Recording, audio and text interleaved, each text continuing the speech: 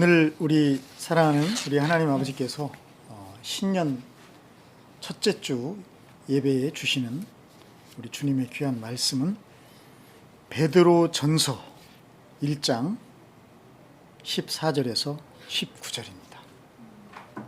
네. 주님 말씀을 받으실 준비가 됐죠? 네, 같이 봉독하겠습니다. 순종하는 자녀로서 여러분은 전에 모르고 좇았던 욕망을 따라 살지 말고 여러분을 불러주신 그 거룩하신 분을 따라 모든 행실을 거룩하게 하십시오. 성경에 기록하기를 내가 거룩하니 너희도 거룩하여라 하였습니다. 그리고 사람을 겉모양으로 판단하지 않으시고 각 사람의 행위대로 심판하시는 분을 여러분이 아버지라고 부르고 있으니 여러분은 나그네 삶을 사는 동안 두려운 마음으로 살아가십시오. 여러분은 조상으로부터 물려받은 여러분의 헛된 생활 방식에서 해방되었습니다. 여러분도 아시지만 그것은 은이나 금과 같은 썩어질 것으로 된 것이 아니라 흠이 없고 티가 없는 어린 양의 피와 같은 그리스도의 귀한 피로 되었습니다. 아멘. 네. 거룩에 대한 말씀을 주님이 주시는 거죠.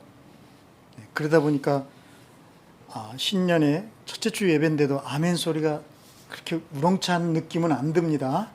네. 살짝 부담이 되나요? 거룩 그러면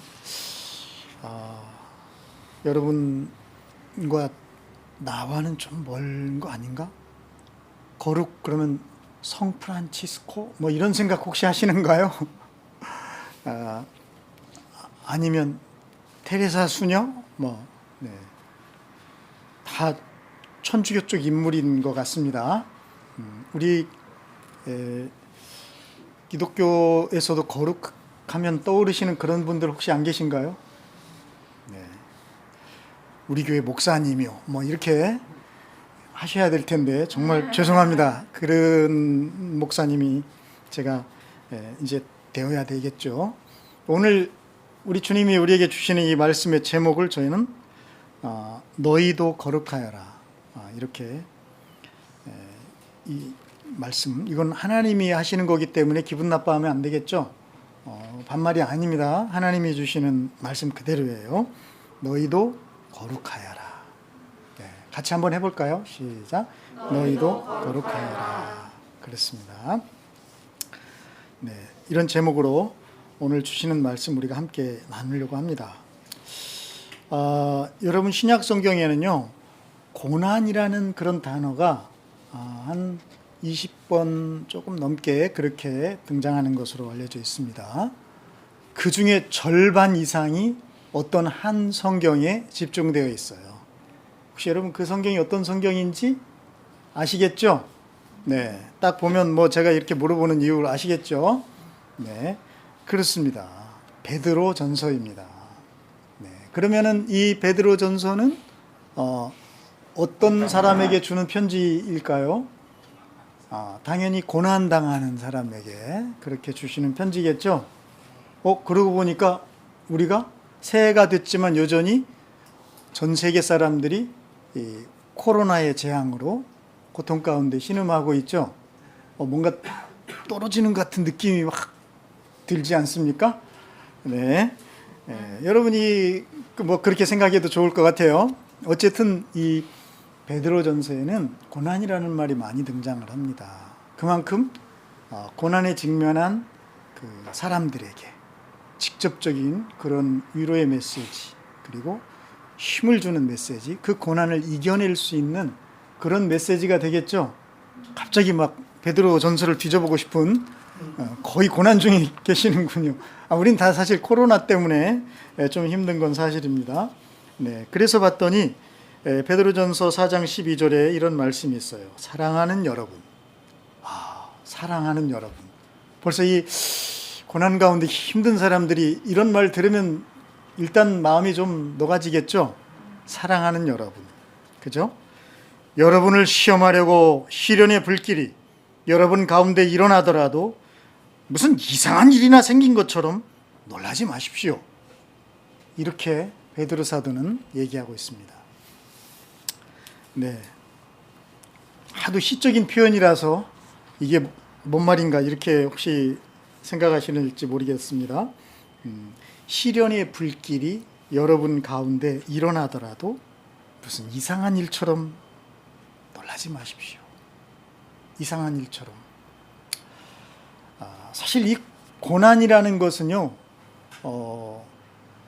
참 익숙해지기가 어려워요. 그죠? 우리가 어떤 고통을 당하고 나서 그 일이 뭔가 해결이 되면 그렇게 기쁘잖아요. 그리고 또 잊어버리잖아요. 그 다음에 또 어떤 고난이 찾아왔을 때 정말 막 땅으로 꺼지고 막 죽을 것 같은 그런 마음이 또 들잖아요.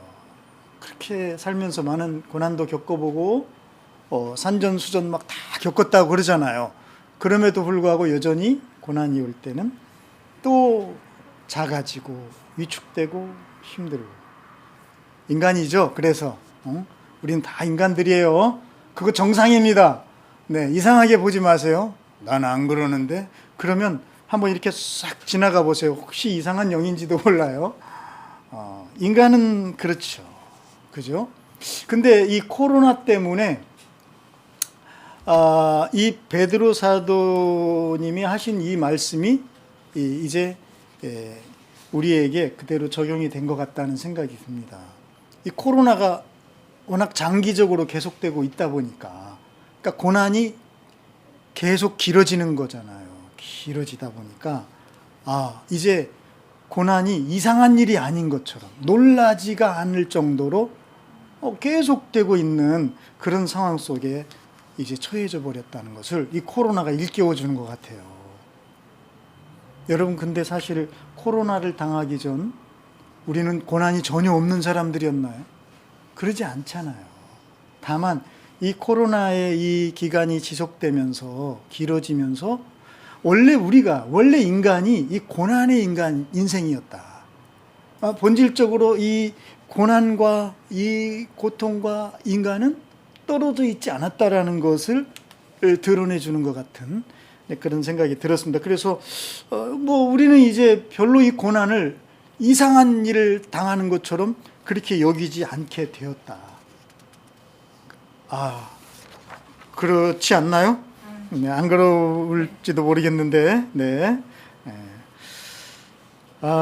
그런데 베드로전서 4장 16절은 그러나 그리스도인으로서 고난을 당하면 부끄러워하지 말고 도리어 그 이름으로 하나님께 영광을 돌리십시오. 이렇게 말해주고 있습니다. 그러니까 고난을 통해서 하나님께 영광을 돌릴 수 있다? 이건 굉장한 발상의 전환 같기도 합니다.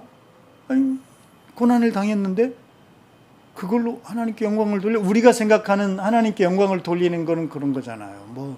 뭔가를 막 어떤 업적을 이루고, 그죠? 뭔가 어떤 거를 이게 해놓고 막 그거를 통해서 이렇게 영광을 돌리고 이런 거 아닌가?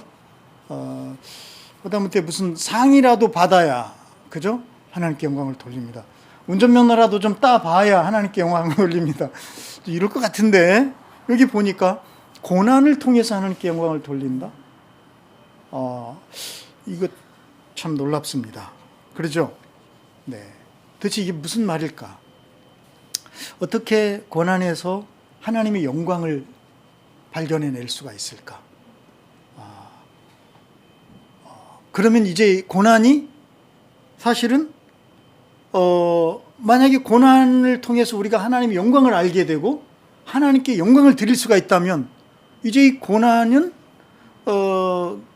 우리가 생각하는 막 움츠러들고 막 힘들고 빨리 벗어나야 될 어떤 터널, 이렇게만 이제 인식이 안 되겠죠.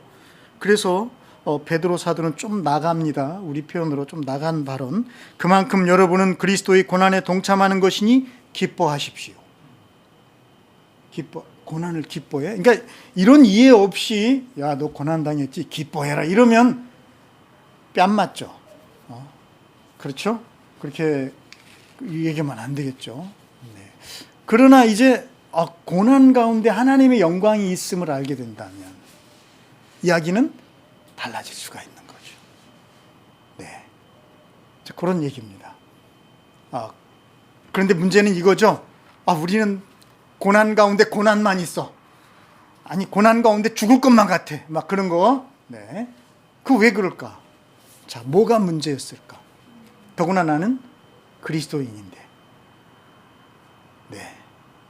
바로 이런 문제를 가지고 오늘 말씀 속으로 들어가 보려고 하는 것입니다. 14절 같이 읽어보겠습니다. 시작. 순종하는 자녀로서 여러분은 전에 모르고 좇았던 욕망을 따라 살지 말고. 네.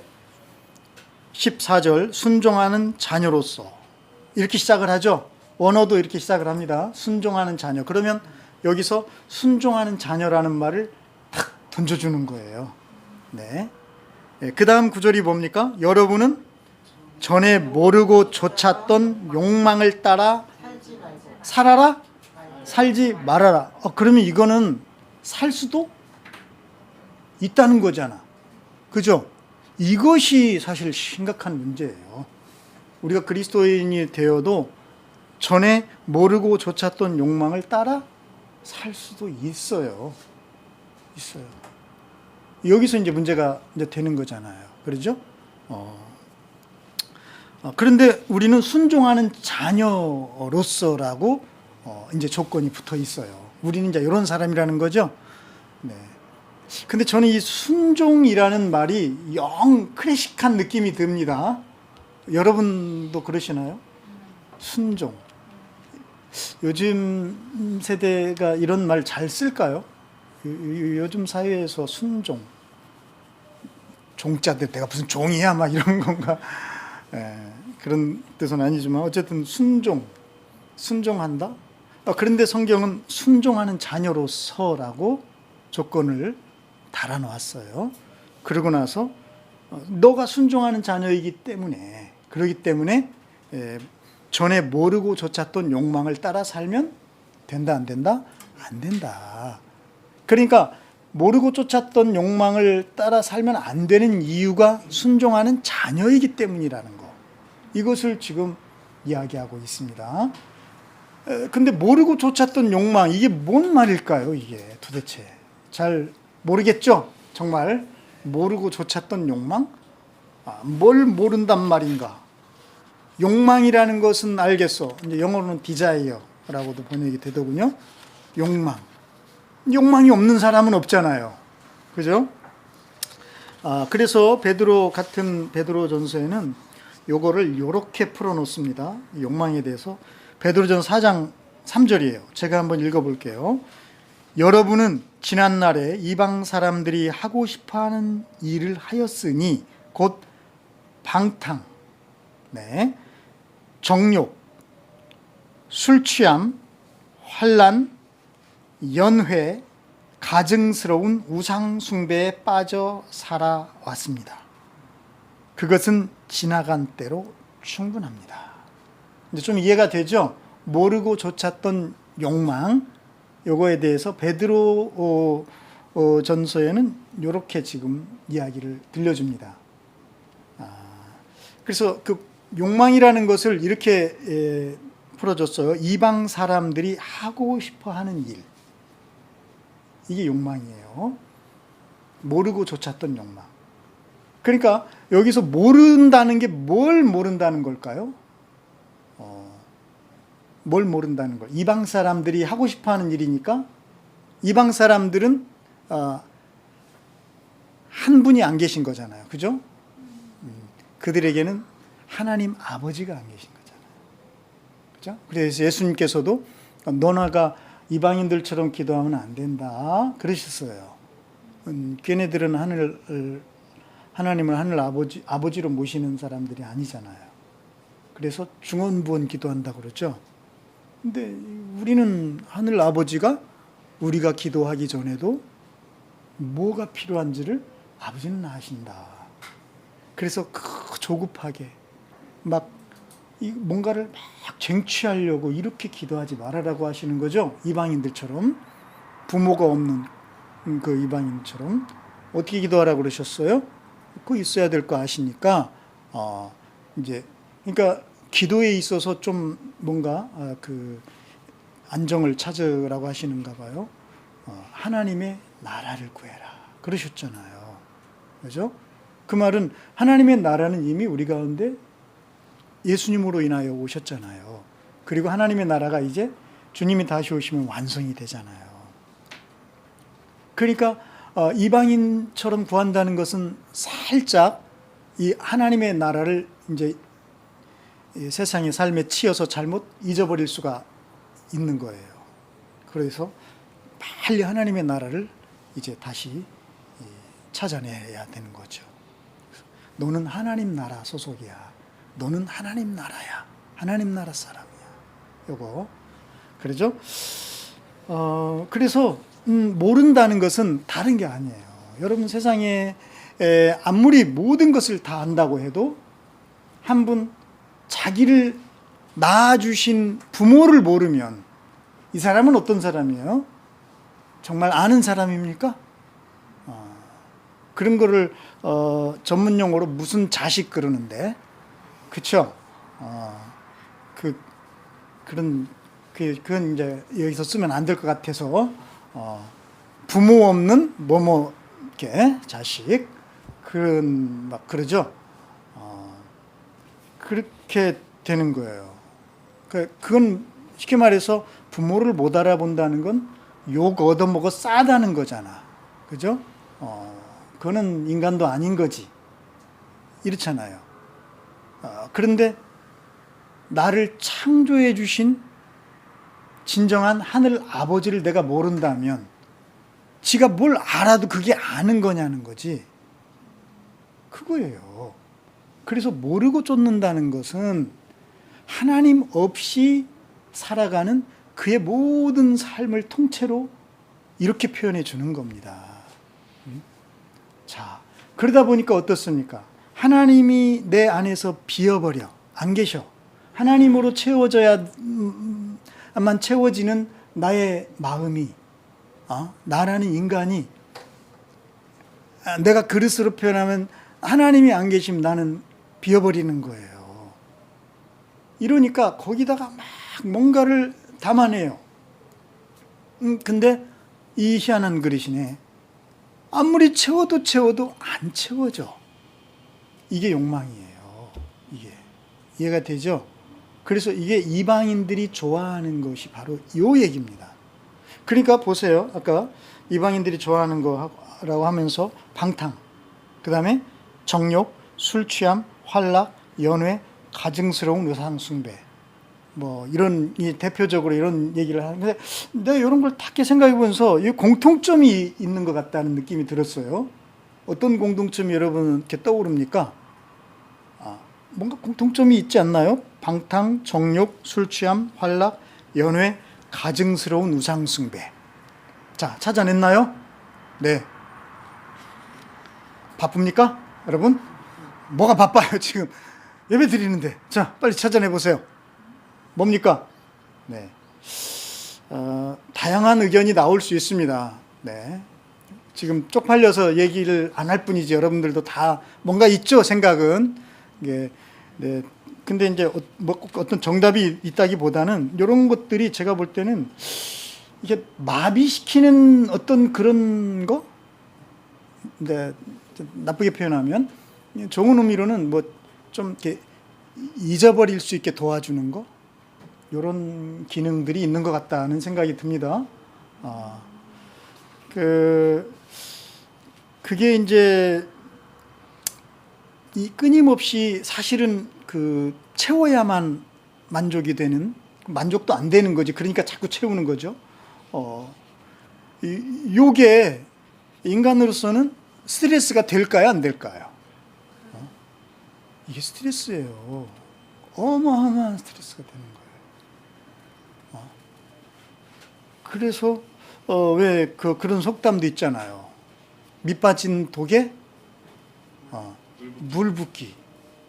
그래서 이거를 해결하려고 그런 아름다운 동화가 나왔잖아요. 밑 빠진 독에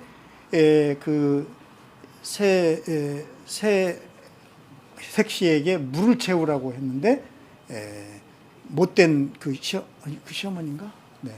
그런 거 하면 안 되는데 이게 옛날 얘기니까 그래요. 그런데 두꺼비가 도와줘서 밑 빠진 독을 이렇게 막아주죠. 그래서 결국은 물을 채우죠. 네. 참 아름다운 얘기입니까? 두꺼비가 혹사당하는 얘기 같기도 한데, 네. 어쨌든 이것이 얼마나 스트레스가 되겠어요. 채워도 채워지지 않아. 인간의 끝없는 욕망. 이런 것들을 술 취함, 방탕 또는 정욕, 연회, 활락, 우상숭배 이런 것들이 잠시 좀 망각하게 해주는 그런 역할을 해주는 거 아닌가? 이런 생각이 좀 저는 들었어요. 이건 성경에 없는 거니까 여러분 안 드셔도 상관없습니다.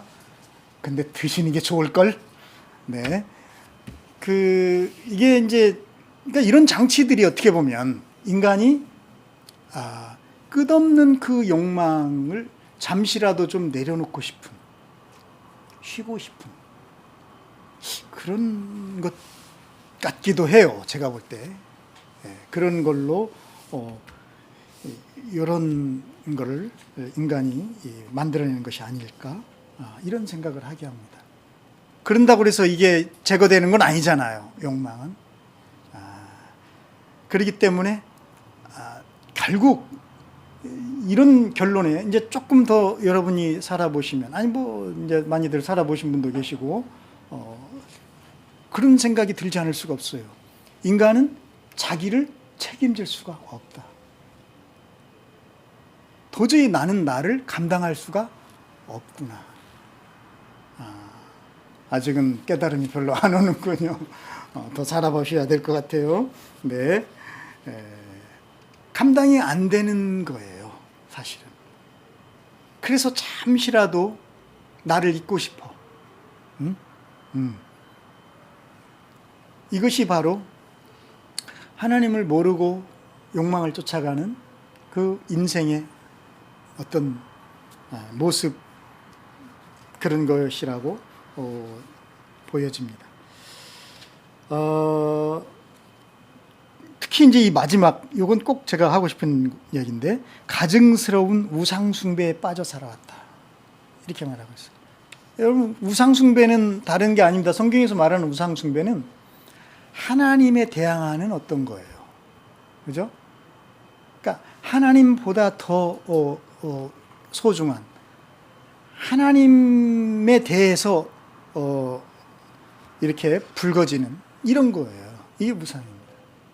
이게 이제 과거에 성경의 구약 시대에는 막 우상을 막 만들고 막 이러잖아요. 송아지 막 이런 거. 그런데 요즘에는 어떤 거겠어요? 사실은 우리의 삶 속에서 너무나 나는 이게 일반화된 것 같아요. 우상이. 가증스러운 이 우상이, 혐오스러운 우상이 일반화되어 있어요.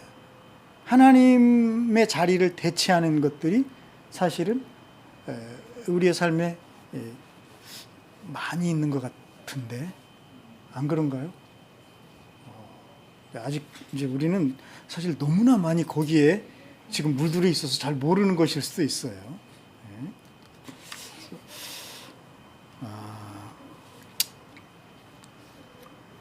그렇습니다. 자, 어쨌든 주님은 이 베드로 사도를 통해서 모르고 쫓아가는 이 욕망을 따라서 살지 말으라고 하셔요. 왜 그렇게 살지 말아야 된다고 그랬죠?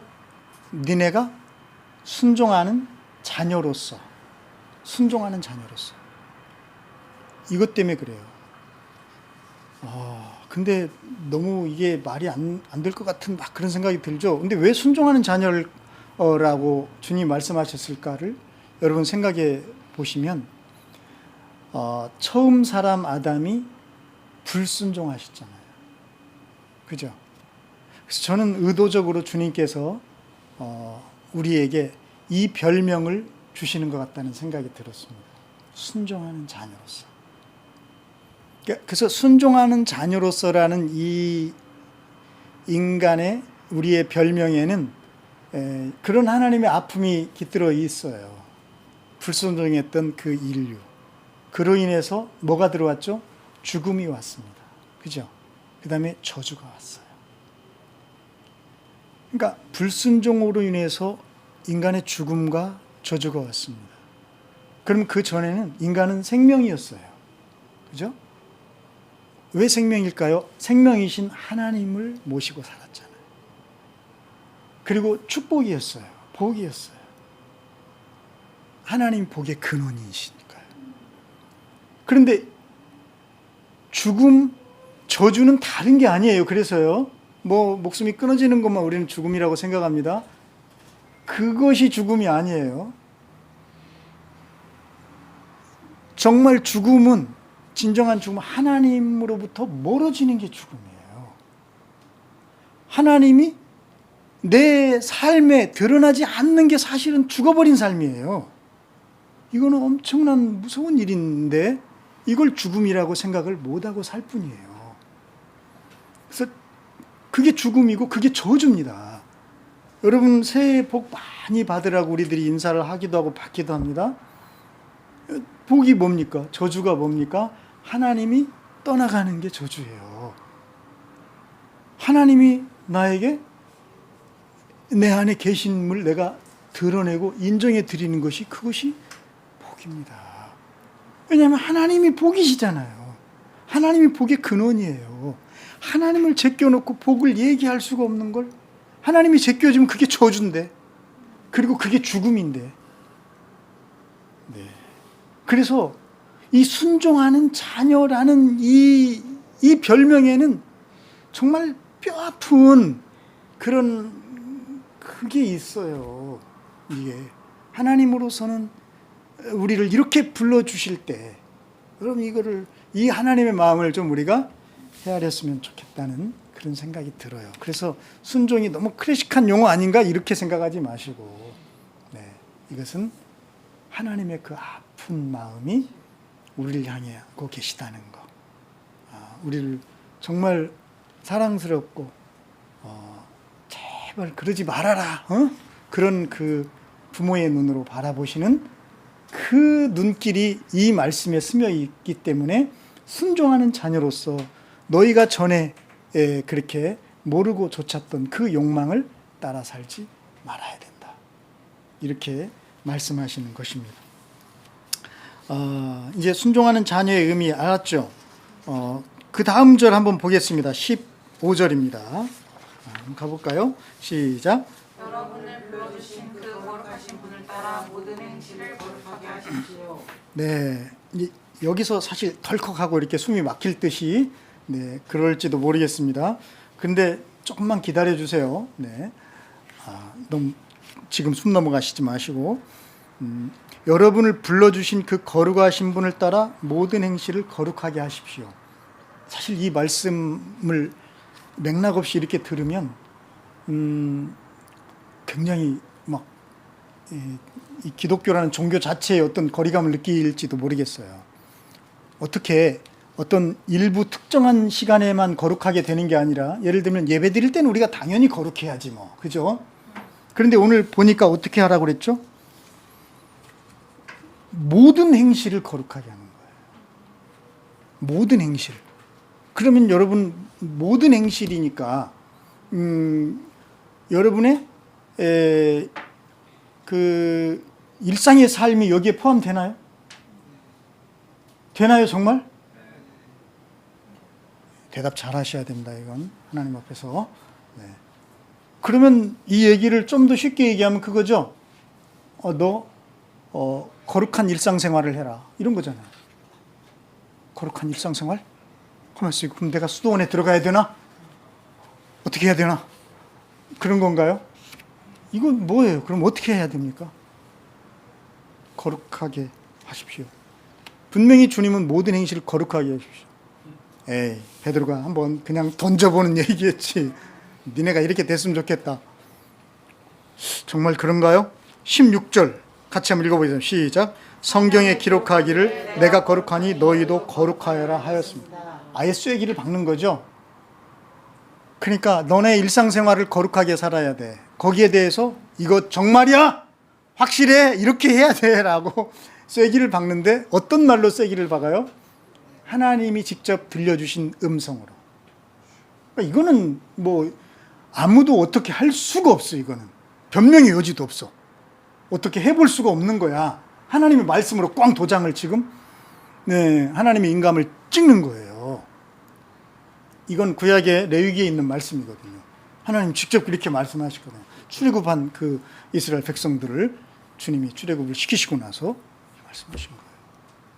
내가 거룩하니 너희도 뭐라고요? 거룩하여라. 왜 하신 거예요? 그런데 이 말씀을 우리는 그냥 이스라엘 백성들에게만 그냥 이렇게 밀쳐놓고 니네 거룩해야 돼 하고 거룩하나 보자 이렇게 보고 이게 끝나려고 했는데, 아니 베드로 전서에 보니까 이거를 어디로 지금 끌어온 겁니까? 신약 이후에 예수 그리스도를 믿는, 그것도 지금 고난 중에 있는, 힘들어 죽겠는데 니네들 일상생활 속에서 뭐 해야 된다? 거룩해야 돼. 이렇게 얘기하고 있는 겁니다. 이게 지금 여러분 이해가 됩니까? 납득이 됩니까? 제발 이 고통에서 벗어날 수나 있게 좀 해주세요.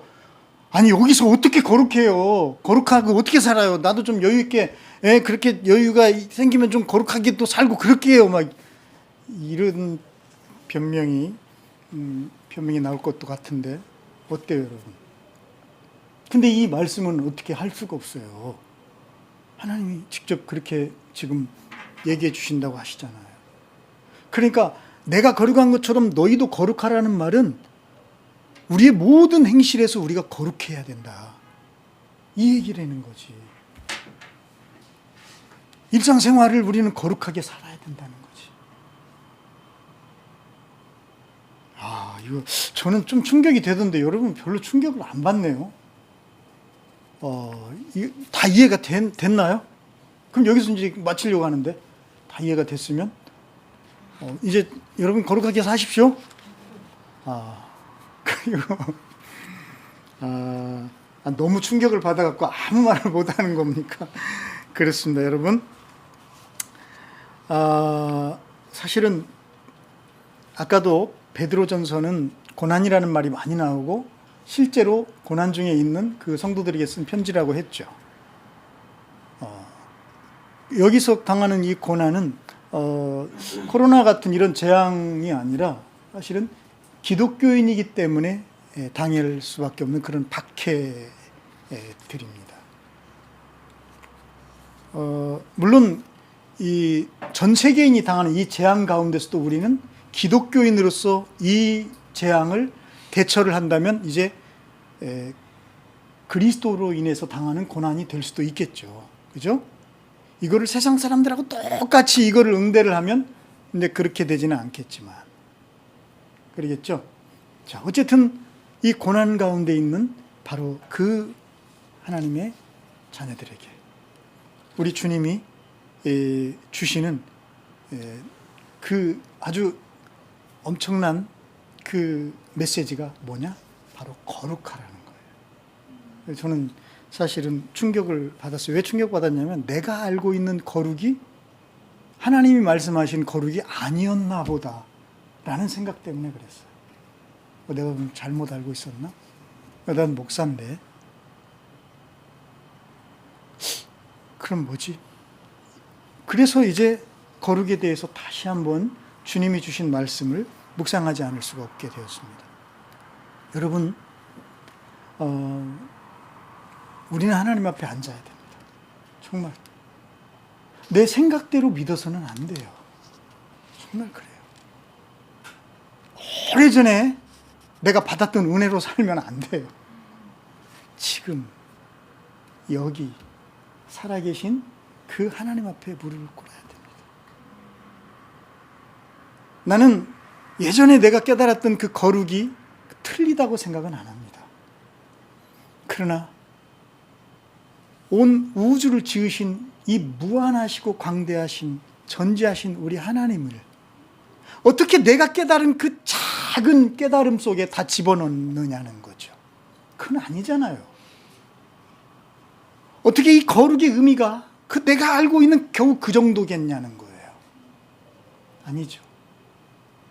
그래서 여러분이 틀렸다라고 말하는 건 아닙니다.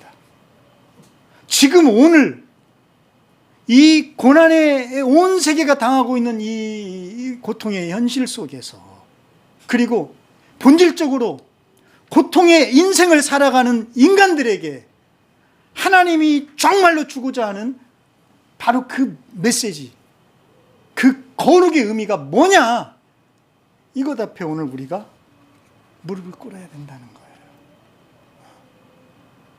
괜히 거룩은 뭐 이런 거 아닌가 저런 거 아닌가 좀 이러지 말고, 건넘지 말고 언제나 하나님 앞에, 그게 예배지, 그죠? 그거 예배예요. 하나님 앞에 늘 내가 꿇어앉는 것. 40년 만에 하나님이 모세야 모세야 불러도 예 제가 여기 있습니다 할 수 있는 것, 이게 예배지, 그렇잖아요. 아니 40년 동안은 한마디도 말씀도 안 하시더니 이게 뭐야 인제사, 나 이제 애굽의 그런 엄청난 그런 지식과 언어들도 다 이제 잊어버리고 가물가물하고 이제 나이 먹어가지고 뭔 일을 할 수 있겠어 내가. 이런 상황에서 모세야 모세야 부르시면 뭡니까 이거. 이런 게 아니라 그때도 예 제가 여기 있습니다, 이게 예배예요. 예배는 다른 게 아니야. 하나님 앞에 앉는 거예요. 여러분 새해에는 하나님 앞에 앉아야 합니다. 하나님 앞에 무릎을 꿇어야 돼요. 그래야 하나님 말씀하실 거 아니에요. 그러죠? 네. 자, 그렇습니다. 그래서 모든 행실을 거룩하게, 이 말을 이제 우리는 하나님 앞에 이 말씀을 주셨으니까, 주님 이게 도대체 무슨 말씀입니까? 여러분은 나그네 삶을 사는 동안 두려운 마음으로 살아가십시오 라고 16절에 되어 있죠. 네, 17절이네요. 17절 한번 읽어볼까요? 시작. 그리고 사람을 겉모양으로 판단하지 않으시고 각 사람의 행위대로 심판하시는군. 여러분이 아버지라고 부르고 있으니 여러분은 나그네 삶을 사는 동안 두려운 마음으로 살아가십시오. 여기에 여러분이 심판하신 무서운 하나님을 뭐라고 부른다고 되어 있습니까? 아버지라고. 이게 비밀입니다. 사실은요, 고난의 인생, 인간 자체가 사실은 고난을 타고난 거예요. 코로나 때문만이 고난이 아니에요. 인간의 본질이 그래요. 이 고난의 인생을 이겨낼 수 있는 비밀이 여기 있어요. 모든 행실이 거룩해야 한다는 거예요. 거룩이 비밀입니다. 그래서 오늘 사실 설교 제목을 거룩의 비밀 이렇게 하려다가 이게 뭐 별로 그렇게 마땅치는 않아서, 근데 거기 하고 싶은 얘기입니다. 거룩의 비밀. 우리가 몰랐던, 아니 알았는데도 제대로 그렇게 생각하지 못하고 삶에서 그렇게 살아내지 못했던 그런 비밀이 여기에 있습니다. 사실 모든 행실이 거룩해져야만 이 고난을 이겨낼 수가 있습니다. 그럴 수 있는 힘이 나오는 거예요. 거룩의 힘이 있고 능력이 있어요. 사실 예전에 제가 이제 어려서 신앙생활 할 때는 거룩 그러면 목사님들이 굉장히 거룩해 보였어요. 그리고 실제 그 목사님들이 기도도 많이 하시고 또 막 어떤 말로 표현할 수 없는 어떤 뭐라고 아우라라고 해야 되나? 막 이런 게 느껴졌어요. 그러니까 어떤 힘이 느껴졌어요. 뭔가 파워가, 그러니까 그건 뭐 보이지도 않는 어떤 그런 힘이에요. 그래서 그냥 거룩 그러면 뭔가 어떤 이 힘이, 그러니까 세상에는 없는 어떤 그런 힘, 이런 것들을 느끼는 그런 거를 생각을 했습니다. 근데 이제 이게 점점 세월이 지나면서 거룩이라는 말은 있는데 힘은 없어. 교회가 온갖 세상의 지탄의 대상이 돼버렸어. 이거는 잘못된 거잖아요. 그런데 교회 안에 여전히 거룩이라는 말은 있어. 이게 뭐가 문제일까? 그죠? 거룩이 제대로 거룩이 아닌 거지. 진짜 거룩하다면 고난을 이길 수 있는 힘이 있는 거예요. 자, 이제 그 비밀이 이제 풀어지고 있습니다. 네, 제발 풀어줘야 될 텐데. 그 아버지, 아까 이제 아버지가 중요하다고 그랬죠. 아버지. 그래서 아까 우리는 하나님이 어떤 별명으로 불러주셨죠? 순종하는 자녀. 순종하는 자녀니까 하나님이 아버지. 그러니까 우리는 하나님을 아버지라고 불러. 근데 그분은 심판하시는 하나님이야. 그냥 엄청난 하나님이죠. 근데 그 행위들을 심판하시는 하나님을 너희가 아버지라고 부른다. 이거는 아주 중요합니다. 아주 중요해요. 막 행위대로 사람을 심판하시는 그런 심판관은 엄청 무서운 존재잖아요. 그런데 그게 우리 아빠야. 이런 얘기가 막 많이 달라지는 거 아닙니까? 굉장히 달라지는 거죠. 그러니까 아빠라는 것은 그 어떤 혈연 관계가 있는 거잖아요. 이건 어떻게 할 수가 없는 그런 관계죠. 근데 그런 너네가 지금 하나님에 대해서 그런 사람들이라는 것을 얘기해 줍니다. 이것을 베드로전서 4장 2절은 이렇게 표현합니다. 이제부터는 육신으로 살아갈 남은 때를 인간의 욕정대로 살지 말고 하나님의 뜻대로 살아야 합니다. 이렇게 표현합니다. 그러니까 이제 우리는 육신의 남은 때를 인간의 욕정대로 살지 말고 어떻게 살아야 되냐? 거룩하게 아까는 살아야 된다고 그랬잖아요. 근데 그거를 다른 말로는 하나님의 뜻대로 사는 거다. 이렇게 돼 있어요. 자, 여기서 민수기 20장에 가면 놀라운 이야기가 하나 있습니다. 여러분 잘 아는 모세, 이 어른이 약속의 땅 가나안에 이스라엘 백성들을 이끌고 들어가잖아요. 들어갔죠. 그래서 여리고에서 하나님께 감사의 제물을 드리고 그랬죠. 네. 이제서 알아채는군요. 모세가 언제 들어가요? 이 사람들이 지금 큰일 날 소리 하고 있어. 성경을 다시 쓰는구만. 네. 모세는 못 들어갔어요. 왜 못 들어가죠? 그 훌륭하신 분이 약속의 땅을 꿈에도 그리던. 네. 그래서 모세는 이 일로 하나님께 기도하죠. 제발 건너가게 해주세요. 응답 받습니까? 받아요, 받기는. 근데 어떤 응답을 받죠? 조카도다. 그 응답을 받았어요. 더 이상 구하지 말아라. 이러셨어요. 구하면 안 되죠. 그렇게 주님 말씀하시는데, 그러면서 주님이 왜 너가 못 들어가는가를 말씀하셨어요. 그 이유가 뭔지 아시죠? 뭔지 아시죠?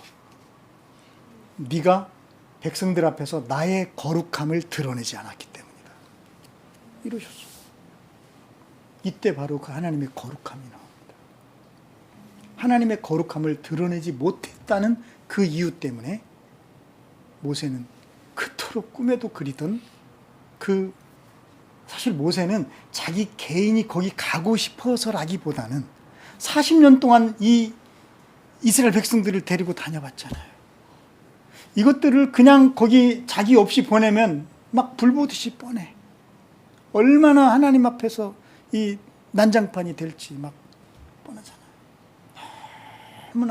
너무나 안타깝고 가슴 아픈 거예요. 죽어도 같이 죽고 싶은 거지, 모세로서. 응? 그래서 하나님이 그런 말씀을 하시면서 모세를 그 모압, 그러니까 저 앞에 여리고예요. 거기 이제 요단강이 가로막혀 있고, 그 건너편에 이쪽은 이방 땅 모압의 그 높은 그 비스가산이라고도 하고 느보산이라고도 하는 그 산 꼭대기 정상으로 올라와라. 하나님 그러시고 저기를 쳐다봐라. 내가 너희 민족의 약속으로 주는 땅이다. 하면서 구경만 시켜줘. 그것을 모세가 바라볼 때 모세의 마음이 어떻겠어요? 막 하염없이 아마 눈물이 흘렀을 것 같아요. 주님, 저 좀 건너가게 하면 안 됩니까? 그냥 건너다만 주고 싶어요, 얘네들. 그래서 니네 여기서는 그렇게 살면 안 돼. 근데 주님은 조카도다. 그러시면서 거룩함을 드러내지 않았다. 그러니까 사실 모세가 거룩하지 않은 사람이 아니잖아. 알잖아요. 그런데 왜 주님은 그 사건을 이렇게 부각을 시킬까?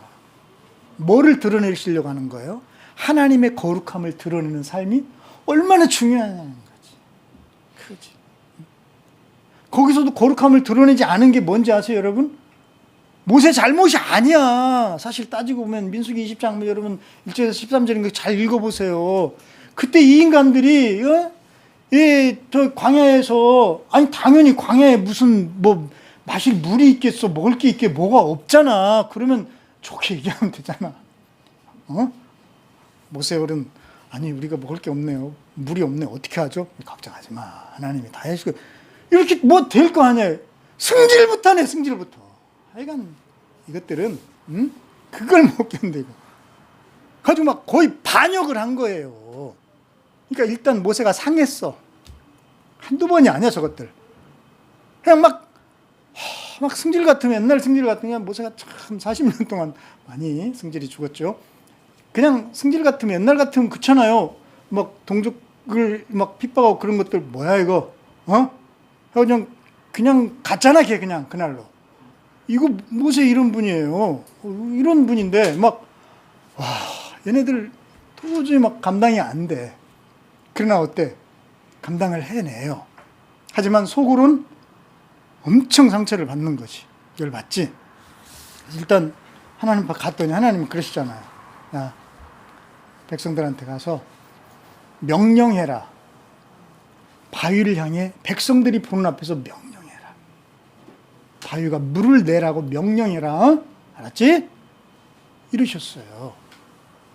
그런데 모세가 딱 가서 백성들을 모아놓고 보니까 어때요? 확 하고 올라오는 거야. 이거 이해되잖아. 이게 잘못이야?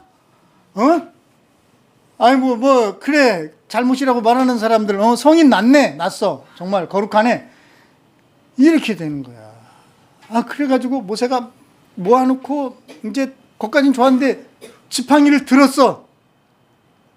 여기서 참아야 되는데 내가 이 바위에 물을 내랴 하고 딱 지팡이로 때렸어.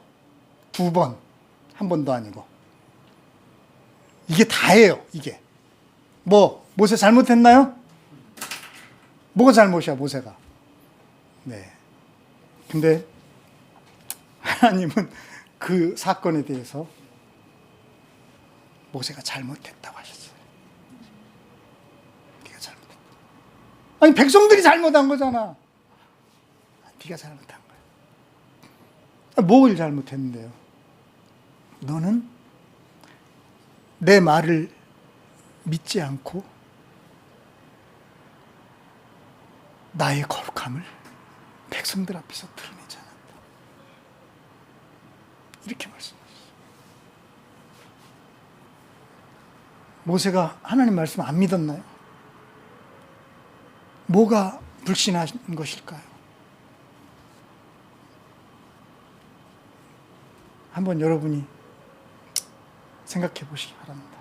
우리 다 그럴 수밖에 없을 것 같은데, 그 말 안 듣는 그 백성들을 바라보면서 막 쥐어패주고 싶은데, 근데 하나님은 나의 감정이 앞서는 것보다 하나님은 하나님의 말씀이 드러나게 원하셨어요. 그 말씀을 통해서 하나님이 살아계신 것을 보여주기 원하셨어요. 하나님이 살아계신 것. 이거예요.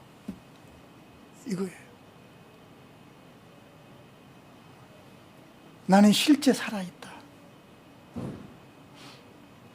이것을 모세가 그의 감정보다 더 앞세우기를 원하셨어요. 그리고 그걸 믿음이라고 하셨어요. 여러분, 믿음은 그런 거예요. 내 억울한, 내 쌓인 감정보다 하나님이 앞서는 거예요. 이게 믿음이야. 그런데 당연하잖아. 하나님 진짜로 살아계시잖아. 금방 사그라들 내 감정보다 하나님은 영원하시니까 더 중요한 거잖아요. 근데 미쳤지, 내가. 미쳤지.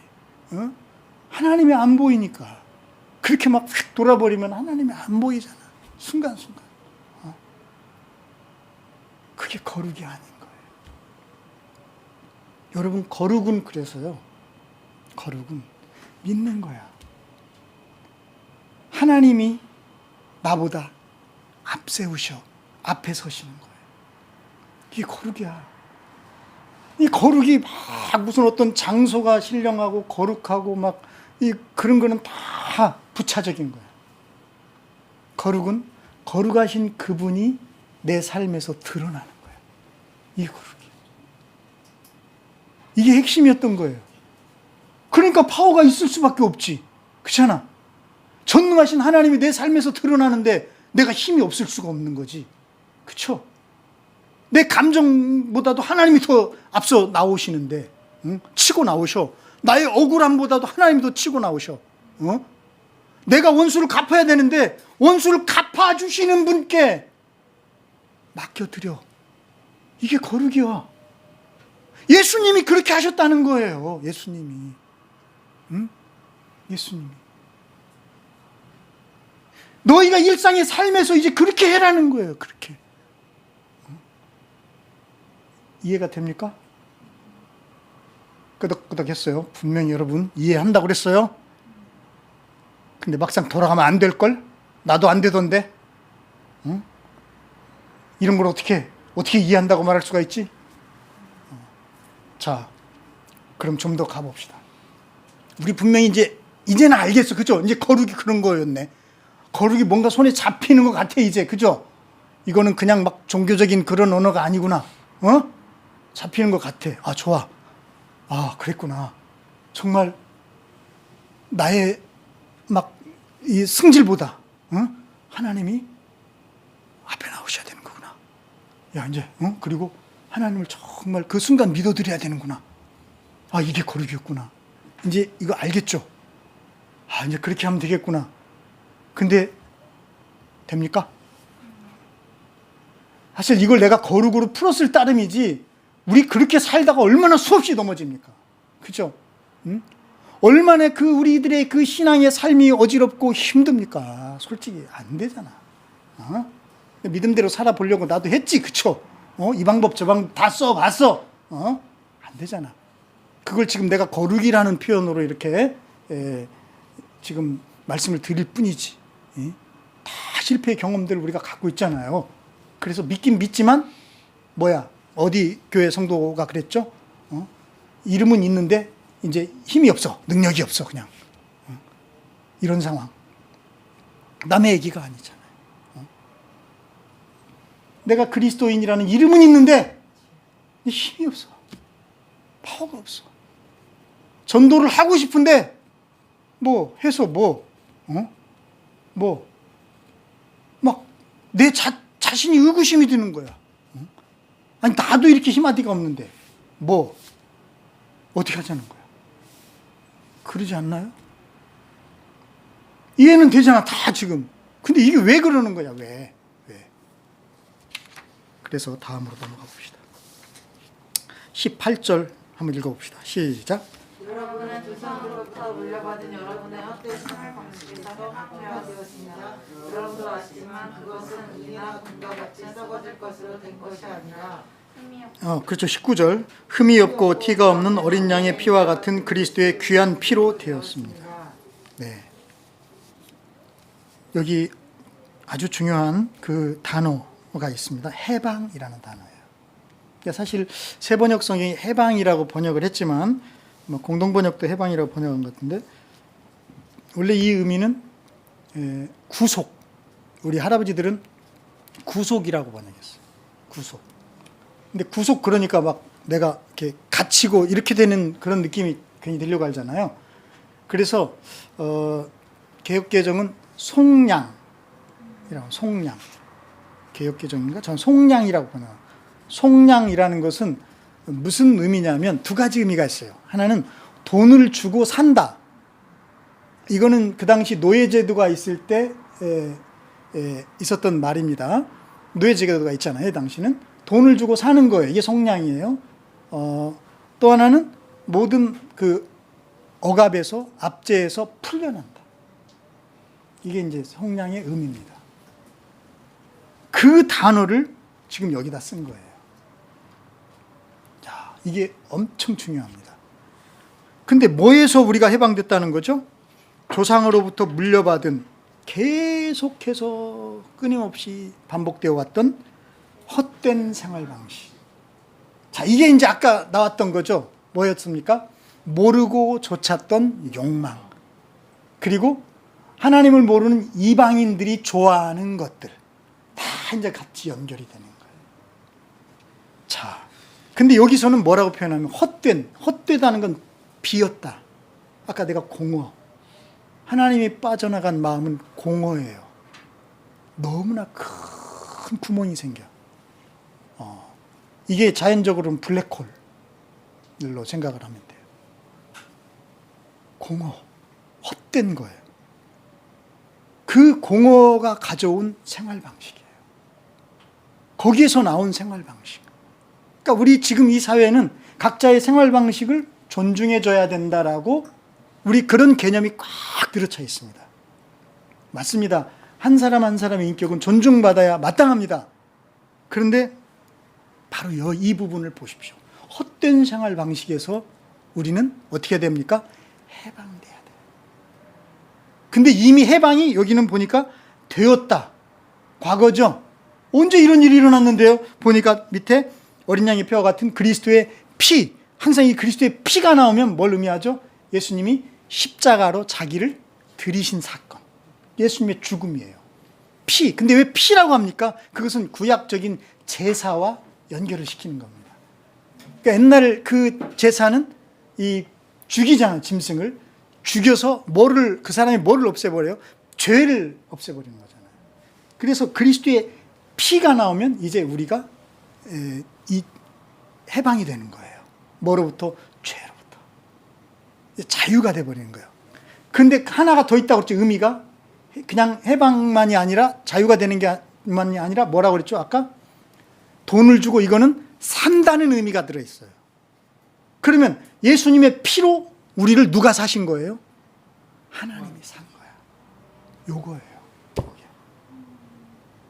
그러니까 이제 우리는 나는 내 것이 아니야. 누구 거야? 하나님 거야. 이게 중요합니다. 그러니까 우리가 죄로부터 해방되고 저주에서 풀려나고 그 다음에 여기 헛된 생활 방식이라고 멋있게 표현했어요. 여기서부터 이렇게 풀려나고 해방돼. 아까 욕망. 이제 욕망으로부터 우리가 해방된 거야. 이렇게 해방된데 이것은 그냥 해방이 아니라 하나님이 돈을 주고 샀어. 근데 돈이 아니야. 이거는 뭘 주고 샀어? 예수님의 피로 샀어. 그러니까 돈하고 게임이 될 수 없는 예수님의 피라는 이 어마어마한 값어치로 나를 사버렸어. 이런 의미예요. 그래서 나는 해방은 됐는데 이제 나는 누구의 것이 된 겁니까? 하나님의 것이 됐어. 근데 그 하나님은 나를 노예로 삼는 게 아니라 뭐로 삼으셔? 자녀로 삼으려고 나를 해방하신 거야. 놀랍죠? 이 얘기예요. 그래서 나가 하나님 것이 됐다는 건 내가 자녀가 됐다는 거야. 자, 그러면 이게 왜 중요하냐? 도대체. 네, 그 이유가 있습니다. 이게 왜 중요하냐? 네, 중요할 수밖에 없어요.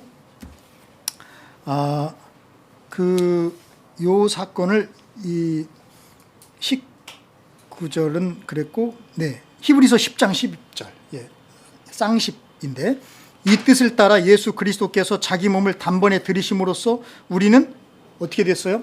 거룩하게 되었습니다. 이렇게 되어 있어요.